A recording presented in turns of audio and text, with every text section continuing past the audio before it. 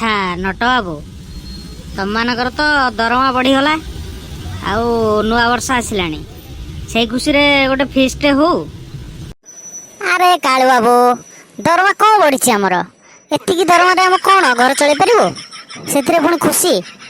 3,65,000 ଗୋଟେ ଦରମା, ଏତିକି ଆମକୁ କୋଉ କଣକୁ ପାଇବନି। ଆମର ଦିନକୁ ଖର୍ଚ୍ଚ ପରା 50,000 ଟଙ୍କା। ହଁ ହଁ ନଟ ବାବୁ, ତମେ ଠିକ୍ କହିଛ। ଆମର ଏଇ ଦରମା କୋଉଠିକି ନୁହଁ।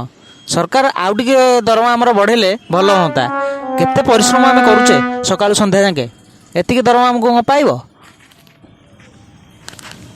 ଆରେ ଆରେ ଆରେ ଆରେ ବଇଁଶୀ ବାବୁ, ତମେ ପା 2 ଜଣ ବିରୋଧୀ ଦଳ ନେତା, ତମେ କ'ଣ ଆଜି ଏକ ହେଇଗଲ?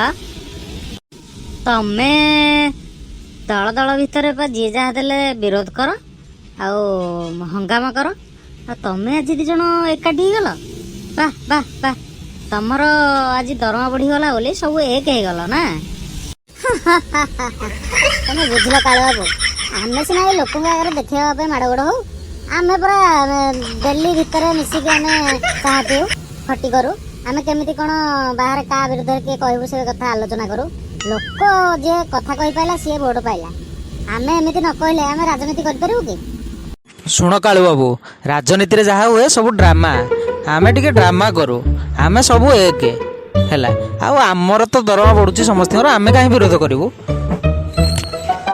ଶୁଣ ଶୁଣ କାଳୁ ବାବୁ, ତମେ ଯଦି ପାରୁଛ ଏ ବର୍ଷ ପାର୍ଟିଟା ତମେ ଦିଅ। ତମକୁ ଯୋଉ କାମ ଦେଇଛୁ ଆମର 50% ସେୟାରଟା ଆମକୁ ଦେଇଦିଅ, ବୁଝିଲ? ସାରେ ଏବେ ପରା ଦେଇଥିଲି, ପୁଣି ଆଉ କ'ଣ? ଆରେ କାଳୁ ବାବୁ, ତମେ ଯୋଉଟା ଦେଇଥିଲ ଏଟା ପୁରୁଣା ବର୍ଷରେ ପଳେଇଲା। ନୂଆ ବର୍ଷରେ କିଛି ଗୋଟେ ହଉ, ଆଉ ଟିକେ ଦେଶୀ କୁକୁଡ଼ା, ଟିକେ ମଟନ ଫଟନ ଟିକେ ଦିଅ। ଶୁଣିଲ କାଳୁ ବାବୁ, ଆମେ ହଉଛୁ ନେତା। ଆମେ ଅଳପ ଦବୁ, ବହୁତ ନବୁ।